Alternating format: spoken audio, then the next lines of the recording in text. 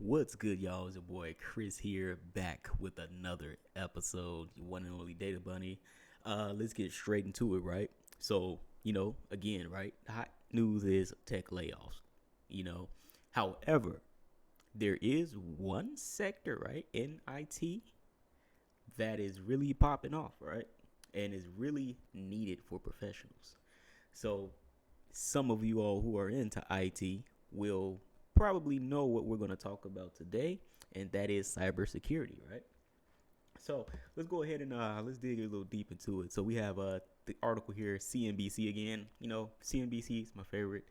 Uh, Tech layoffs aren't hitting this digital job market where over 700,000 workers are needed, right? So this article is written by Caitlin. It was yesterday, actually. I'm surprised, right? So, key points: cybersecurity jobs are in high demand, even as the tech industry goes through layoffs. Specific work skills and certifications that can be earned online are more important to employers than a college degree major. Existing professionals, especially those in IT roles, can successfully start a career in cybersecurity where jobs often pay above $100,000, guys, right? An interesting development, right? Specific skills and certifications that can be earned online are more important to employers than a college degree. Just keep that in mind real quick, all right? So if we go here, strong demand for cybersecurity workers is continuing even as big technology companies lay off thousands of employees. That's not a big surprise, as cybersecurity is seen as one of the more resilient areas for tech investment in a more cautious economic environment, though even it is not immune from the tech sector slowdown. But it is an area for young professionals, college students, and workers looking to make career transitions to focus on, as the tech sector's labor force contracts significantly for the first time in a decade, from the largest companies to the venture-backed startup community, right? So it's an area for young professionals, right? College students and workers looking to make career transitions. This field is starting to get real hot, right? A lot of people are looking to transition from one career to another. I get to say straight off the bat, tech, it's a lot of money in tech, right? However, it can be a very stressful job, so just keep that in mind. But you always want to find what you are interested in the most, right? Don't kind of look at the money like that's the end all be all thing. Yeah, the money is great and everything. Don't get me wrong, but at the same time, if it's something that you're not interested in, you'll be dragging yourself. So whether you want to be in the cloud, cybersecurity, systems, databases, whatever it is, right? Coding, web development, right? Whatever it is, find what you're interested in the most. Make a career out of it, and then try to start your own thing too as well. So, good little tip there. There were 755,743 online job postings in cybersecurity as of December, according to new research from cybersecurity workforce analytics site CyberSeek, created through a partnership of the National Initiative for Cybersecurity Education, CompTIA, and labor market research firm Lightcast. That did represent a year-over-year decline in postings from 769,736 in the 12-month period ending December of 2021. But with a supply-demand ratio currently at 68 workers per 100 job openings, the nearly 530,000 additional cybersecurity workers needed in the U.S. went up year over year. Right? So, it's cybersecurity is it's going to become very important and even more important than it is even today because of so many things are connected, right? The researchers say the data reinforces a trend that has existed for years now and will persist: the shortage of cyber talent, right? If all those positions are filled, that's a labor force position for huge growth. The total number of employed cybersecurity workers was estimated at 1.1 million, steady over year. Here are the top things to know about pursuing a career in cybersecurity. So they go into how to major in cybersecurity during college. We're looking for a job. You're guaranteed to be asked what major you studied in college. While cybersecurity is not a common major for colleges to offer, there are a large range of related majors that can make you a potential candidate for a job in this field. The most obvious comps are computer science, information technology, software development, and even business management. The more that you can find either courses or other education opportunities while you're in school to learn both the fundamentals of IT and the fundamentals of cybersecurity, as well as some of the specific high value, high growth skills that employers are increasingly demanding, that's going to be best set up for success when you enter the job market. However, it's not as much about a specific major study as the skills which employers are attempting to identify. The question that candidates need to be prepared to answer isn't what they majored in, but what have you learned during your degree that prepares you for a career in cybersecurity? Me personally, I believe that, and I swear, these articles written by CNBC are written by ChatGPT, which we'll get into another story. But I do see that I always say if you're going to college, right? Because this is what I did. I networked with the professors there at the college, so I didn't just like be quiet to myself and then just finish my work and got the degree and then expected to get a job. No, I believe networking too is a huge part of that. Like if it wasn't for me networking, I wouldn't be at where I am now, right? I wouldn't have got my first IT job, and then I wouldn't have got this IT job that I have now, and I probably won't. It'll probably be even tougher, I won't say tougher because I'm already in it, but it'll still be tough to try to get into something new or something on the other side of IT without networking. I believe networking is very important, whether you're doing it online, over the phone, in person, going to meetups, whatever it is. Do that. If you're in college, network with people, network with your professors. Do what you got to do to get that, to get your foot in the door. That's my take on that when it comes to going to college. That is what I did, right? So let's say here, obtaining technical skills after college, right? Technical skills and information security theories, network administration, and IT is some of the primary knowledge that candidates need. While strong soft skills like communication and collaboration are additionally important, but whether you are a college student or graduate already in the job market, there are plenty of other opportunities to gain the skills you need to enter this field, primarily through certifications. We hear, oh, you don't need certifications. We can, and then they have you go through a boot camp or whatever. Now, me personally, I believe that certifications was needed, especially as a minority, right, who was entering this field too as well.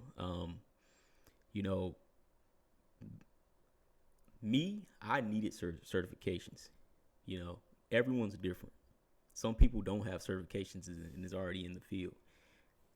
Again, I believe no matter what color you are or whatever, right, communication and networking with people will definitely get your foot in the door, even if you have certifications or not. All depend on the job. But with me personally, I needed certifications. My mentor, which was my Network Plus professor when I went to college, he gave me the opportunity to get my first IT position at a high school. And he wanted me to finish my A+. When I passed that A+, and I told him, hey, I'm going to start studying for my Network Plus. Boom, I ended up getting that. And I just kept going. As I was working at the school, went ahead and got my Security Plus. Boom, and I started putting all the stuff I knew in the Security Plus, the Network Plus, and the A Plus all to use at the school. Then I went ahead and got my Microsoft Azure, my AWS, and I just kept going over there. And now I'm studying for my AWS Solutions Architect. Now I'm at a different job now. I'm looking at the cloud, how cloud is advancing. I'm really interested in the architecture of cloud computing. I like how you can form something and have it work and function, right? That is, and then you always, you discover yourself as you're working in IT. So you may work somewhere right now that you probably don't want to be at, but over time, I think that grows and you grow with it, right? So obtaining skills after college, once you get out of college, the best thing is having those connections after you get out, right? And certifications again, get those certifications too. Um, I pretty much summed up what this me being real, right? This is me being real. Like you can read this article and read what they say here. At the end of the day, this won't pertain to real life situations. But I do believe here, by reading this article, it says by receiving the Security Plus certification, CompTIA states that professionals will acquire the skills to assess an environment security. You can get the Security Plus, but again, having those connections, the networking, having those networks, and just being able to have people to prove that you have the knowledge, right, will help you in the door. Will help you. It will help you get your foot in the door, right? You can skip A plus, Network Plus, and go to Security Plus, and you won't be able to find a job. A lot of people do that. Some people will get the A plus, skip the Network Plus, and then go straight to the Security Plus. Nah, get get one at a time, right? You don't try to rush it. I couldn't see myself getting any type of position by skipping either the A plus or the Network Plus and going straight for the Security Plus, or having the A plus, skipping the Network Plus, because Security Plus is like, it was more a lot less technical than the Network Plus was. Network Plus was crazy, but at the end of the day, that Network Plus is you're gonna take all that information with you, especially down security, because if you're doing the stuff in Metasploit and all that other stuff, you're gonna need to learn ports, the port numbers. What do those ports represent? What is HTTP? What is HTTPS? What is DNS? Right? What is MySQL?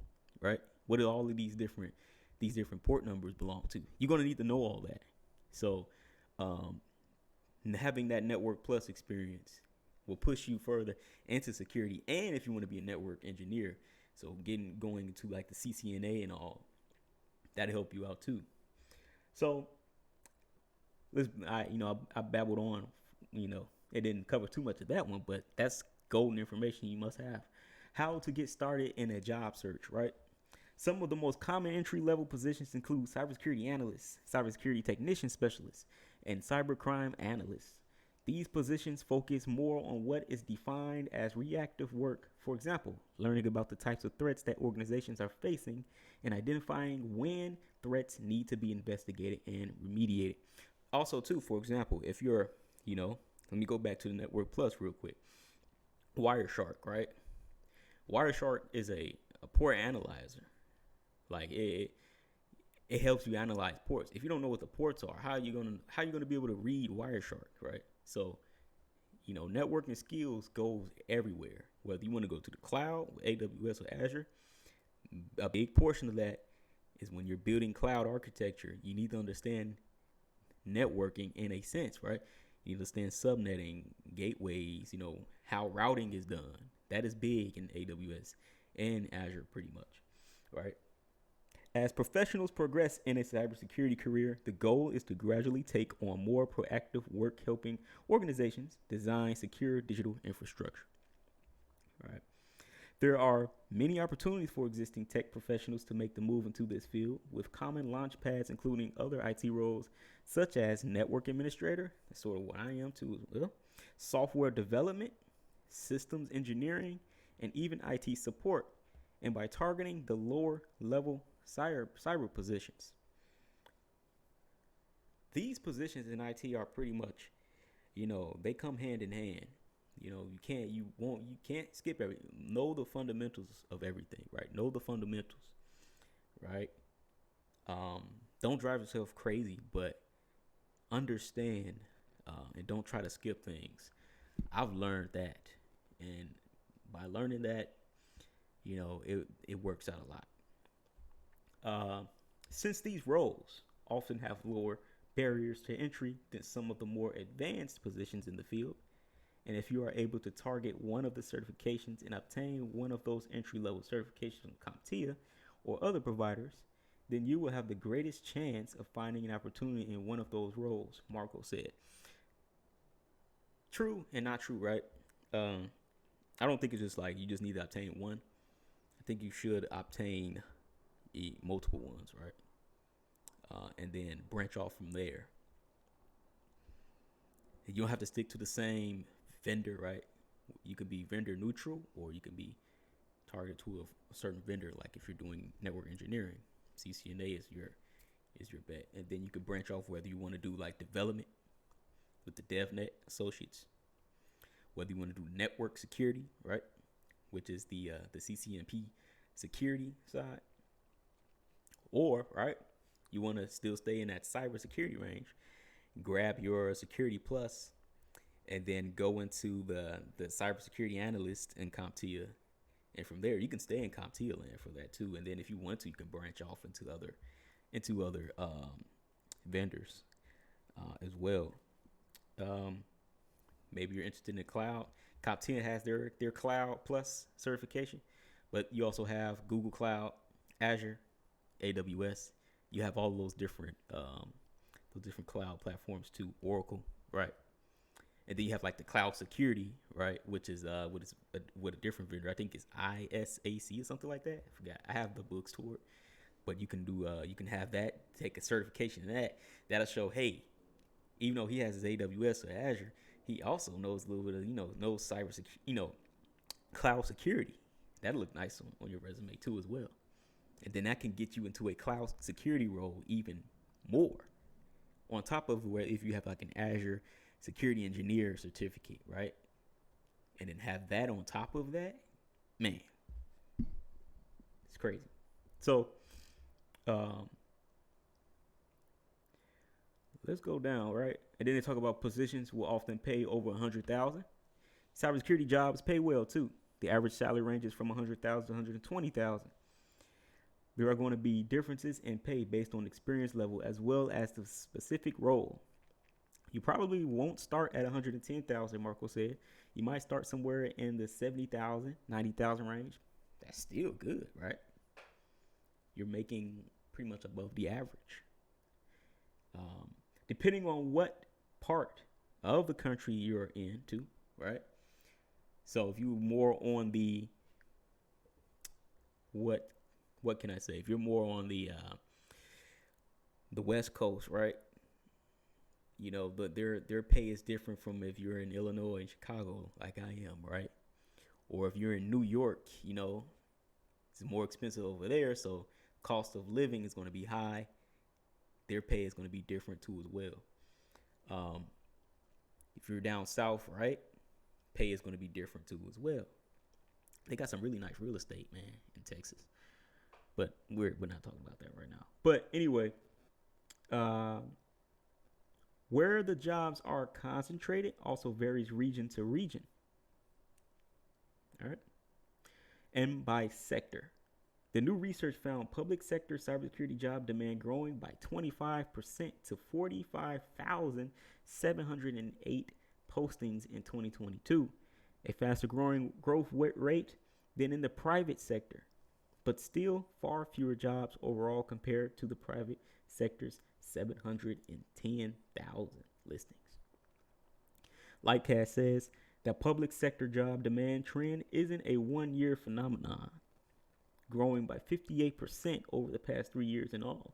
Related to that, the Washington, D.C. metro area accounted for 19% of all public sector domestic cybersecurity job listings. And yeah, that's pretty much it. Yeah, guys, I mean, hey, I'm going to call this episode Shortage of Cyber Talent. That's what I'm going to call this episode, because there's a huge shortage of cyber talent. Cybersecurity professionals are really needed, right? If you're thinking about getting into cybersecurity and you're interested in it, definitely do it. It's a very lucrative field.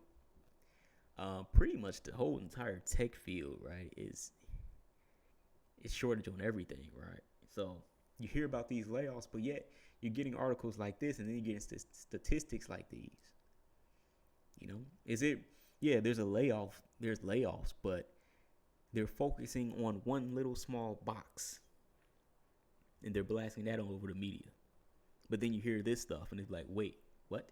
So, yeah, that's it for this podcast, this episode. I hope you all enjoy. Please like, subscribe, listen, share the podcast.